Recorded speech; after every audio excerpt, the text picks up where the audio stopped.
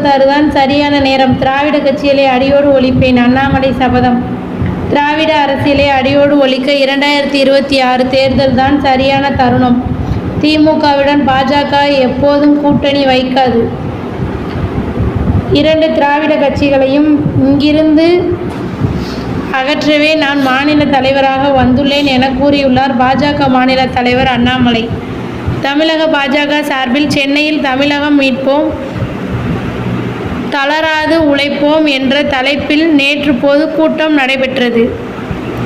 இந்த கூட்டத்தில் மாநில தலைவர் அண்ணாமலை, முன்னாள் மாநில தலைவர் தமிழரசி சவுந்தரராஜன், மாநில துணைத் தலைவர்கள் கரு நாகராஜன், பிபி துரைசாமி, நாராயணன், திருப்பதி, மாநில செயலாளர்கள் சுமதி வெங்கடேசன், கராத்தே தியாகராஜன், பிரமிளா சம்பத், முன்னாள் எம்எல்ஏ விஜயதாரணி, நடிகை குஷ்பு, அமர் பிரசாத் ரெட்டி உள்ளிட்ட நிர்வாகிகள் பங்கேற்று பேசினர்.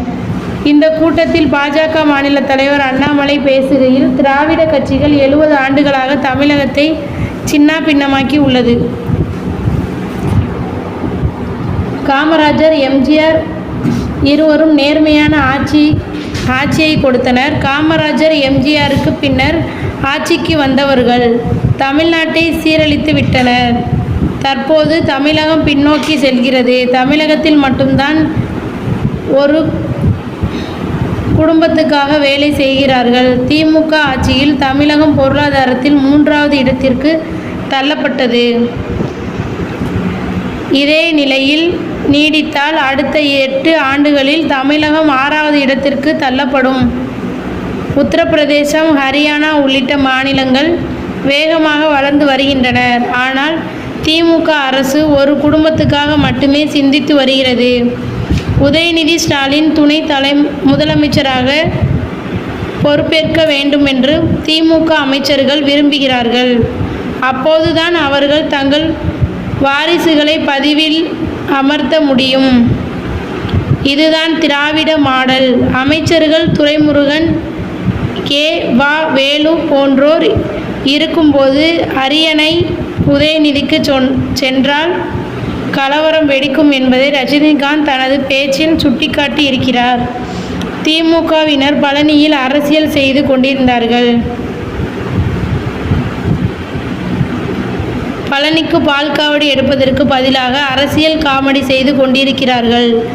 தமிழ் கலாச்சாரத்தை சீரழித்தவர்களை முருகன் தண்டிப்பார். பாஜக தமிழகத்தில் ஆட்சிக்கு வர வேண்டும் என்றால் சொந்த பலத்தில் நிற்க வேண்டும். நமக்கு திமுக, அதிமுக இருவரும் எதிரிகள்தான். எடப்பாடி பழனிசாமி என்னை பற்றியும் கட்சியை பற்றியும் சில கருத்துக்களை தெரிவித்துள்ளார். முன்னொரு காலத்தில் சிலுவம்பாளையத்தில் நடந்த கொலை சம்பவத்தில் தொடர்புடைய நபர் ஒருவர் பின்னர் அதிமுக அமைச்சரின் தயவால் அந்த வழக்கை உடைத்து சிலுவம்பாளையம் பஞ்சாயத்து தேர்தலில் நின்று தோற்றவர்கள்தான் இந்த பழனிசாமி. அதற்கு பிறகு தவழ்ந்து வந்து முதல்வர் ஆகினார்கள். எனவே பழனிசாமி என்னை பற்றி விமர்சிக்க தகுதி இல்லை. கூட்டணி கட்சி தலைவராக கூட எடப்பாடி பழனிசாமியை நான் ஏற்றது இல்லை. பழனிசாமி எனக்கு பாடம் எடுக்க வேண்டாம். திராவிட கட்சிகளை அகற்ற பாஜகவால் மட்டும் முடியும்.